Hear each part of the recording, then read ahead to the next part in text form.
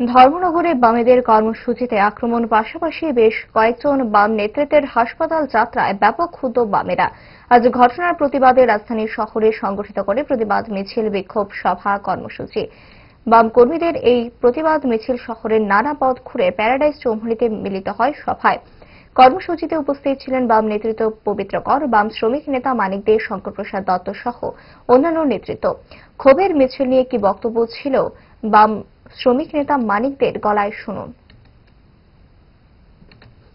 পুলিশের সামনে এই নৃশংস আক্রমণ, এমনকি তাদেরকে কোনো ফায়ার সার্ভিসের গাড়ি, পুলিশের গাড়ি দিয়ে হসপিটালে নিয়ে যায়নি।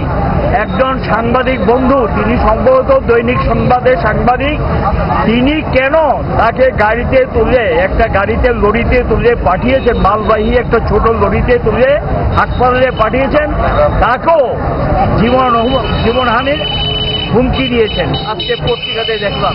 কাজে সরকার কতটুকু বর্বরতা, কতটুকু নৃশংস হয়েছে, কোন জায়গায় সরকার চলে গেছে এবং তার বাহিনীগুলো চলে গেছে, এটা রাজ্যবাসী দেখছেন। এটার বিরুদ্ধে এসব করে যদি আমাদেরকে ঘরে ঢুকিয়ে দেবেন ভাবেন, মূর্খের স্বর্গে বাস করছে। আমরা রাস্তায় আছি, রাস্তায় দখলে রাখবো এবং রাস্তায় বেরোবো।